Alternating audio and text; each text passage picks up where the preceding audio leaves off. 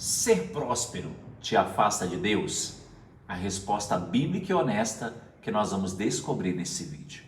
Olá, sejam bem-vindos ao canal Dinheiro e Bíblia. Eu sou o pastor Félix, planejador financeiro pessoal e familiar, e eu estou aqui para compartilhar a sabedoria do reino na área da vida financeira. Já quero pedir para você se inscrever no nosso canal, ative as notificações e não esqueça de marcar todas, para que todos os vídeos que a gente colocar aqui no canal, você seja avisado e você acompanhe o conteúdo que nós estamos gerando aqui para a glória de Deus. Amém? Pessoal, então vamos lá. Vamos falar aqui desse tema tão importante e polêmico no mundo cristão.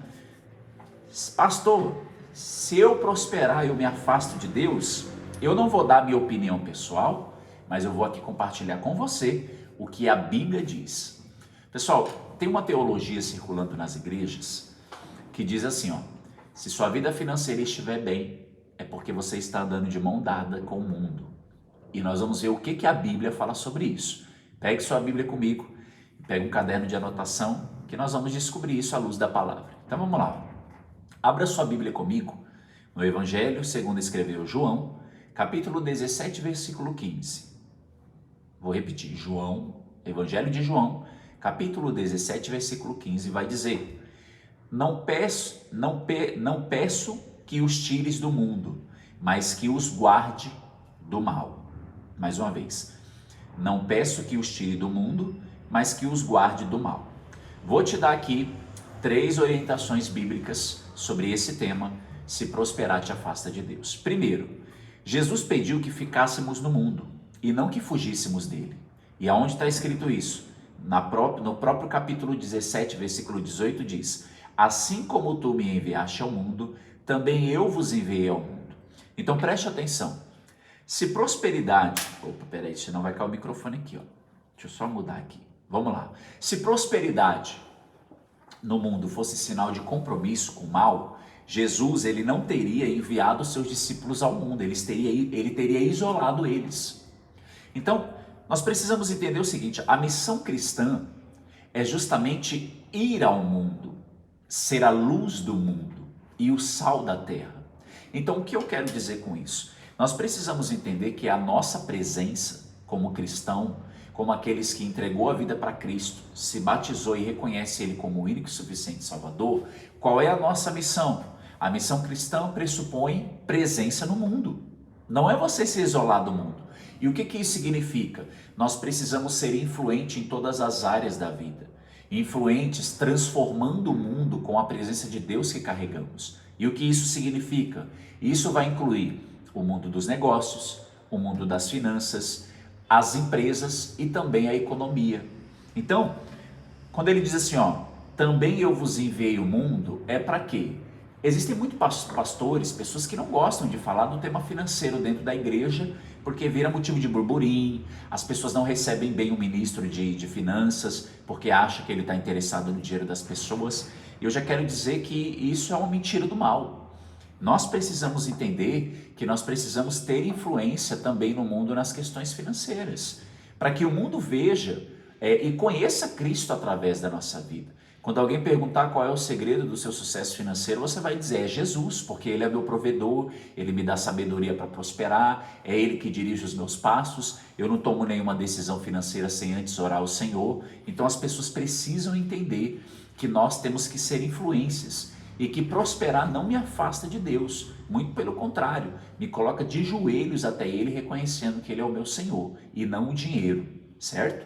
Segunda orientação bíblica, pessoal, é o seguinte, ó: confundir conforto financeiro com mundanidade é um erro teológico sério. E por que é sério? Olha o que diz em Romanos, capítulo 12, versículo 2. Essa aqui você conhece, de cor e salteado.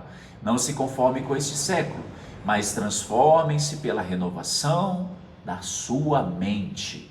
O que isso quer dizer? Mundanidade bíblica é conformidade de valores, ou seja, não de condição financeira.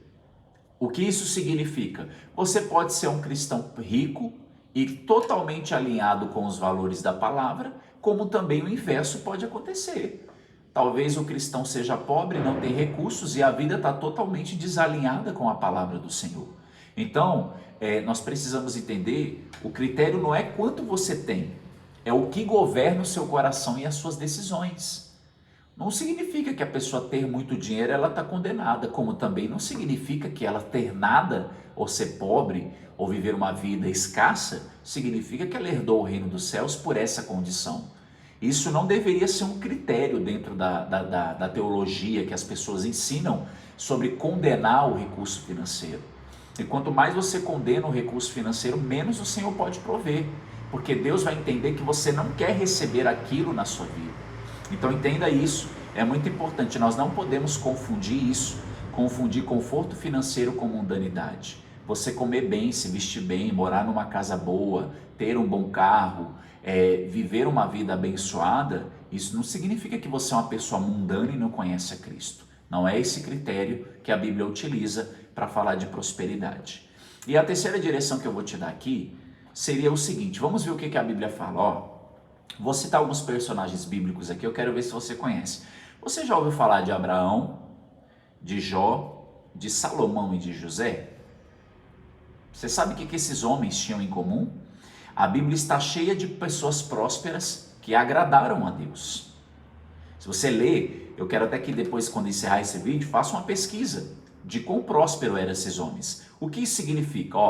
Jó, vamos falar de Jó. Jó perdeu tudo e foi restaurado em dobro. Em Jó 42:12 diz assim, o Senhor abençoou, quem abençoa é Deus, os últimos dias de Jó mais do que os primeiros. Porque se relacionamento com Deus tivesse atrelado à escassez, Deus não tinha abençoado ele em dobro. Deus tinha deixado Jó perdido tudo, Jó, fica assim que você está me agradando. Não, Deus abençoou em dobro, porque o coração de Jó não estava naquilo que ele tinha, e sim no Senhor. Ou seja, Deus ele fez questão de registrar a história de Jó. Vamos falar de Abraão? Abraão era o homem mais rico da sua região. E ele foi chamado amigo de Deus. Você consegue entender isso? Ele era próspero e foi chamado amigo de Deus. Outra coisa, Salomão recebeu riqueza como presente divino. Todo mundo sabe, se você ainda não leu a história de Salomão, mas o Senhor deu a oportunidade dele, disse assim, escolhe o que você quiser. E o que ele escolheu? Sabedoria para conduzir o povo de Deus. Então, como o propósito do coração de Salomão estava alinhado com o coração de Deus, Deus disse assim, porque você me pediu isso, eu vou te dar isso, isso e isso. Eu não vou citar o texto aqui porque eu quero te provocar para você ler a história completa. Então, nós temos diversas referências e narrativas bíblicas que Deus não só abençoa os pobres. Eu não estou dizendo, preste atenção, que Deus não abençoa aquela pessoa que tem uma renda menor, que mora num lugar mais humilde. Eu não estou dizendo isso, ok? Deus, ele abençoa os pobres, mas ele não só abençoa os pobres. Você sabe quem é que Deus abençoa? Deus abençoa os fiéis. Você entende isso? Você não precisa ser pobre para ser abençoado. Você precisa ser fiel. Você sabe qual é a característica que esses homens tinham? Eles eram fiéis a Deus. E por ser fiéis ao Senhor, eles viveram momentos sobrenaturais quando se fala de riquezas e finanças à luz da palavra. Ou seja, nós precisamos entender que a fidelidade, ela tem que ser em qualquer condição. É igual um casamento. Você tem que ser fiel a Deus na saúde e na doença, na riqueza e na pobreza, até que a morte te una a Ele, porque a morte não vai nos separar. Amém? Então, guarde isso no seu coração. O problema nunca foi estar bem financeiramente. O problema aqui é quando estar bem financeiramente te impede de depender de Deus. Esse é o maior problema. É quando você tem tanto dinheiro que você já não ora mais, você não jejua mais, você não se consagra, você não lê a Bíblia porque você pensa assim, eu tenho dinheiro mesmo, se aparecer algum problema, eu vou lá e resolvo. Se aparecer uma doença, eu pago os melhores médicos. Se de repente eu quebrar, eu vou usar os meus recursos para me levantar novamente. Se um familiar meu vier a partir, eu tenho dinheiro para pagar. E aonde é que fica a sua dependência em Deus? Então preste atenção, prosperar não te afasta de Deus. Você entende o que esse vídeo quer dizer? O que nós estamos dizendo assim é que você pode prosperar, mas sempre se lembre que a sua dependência deve estar sempre no Senhor, independente da sua condição financeira. E outra coisa, seja fiel a Ele. Eu não estou dizendo ser só fiéis em dízimos e ofertas, não.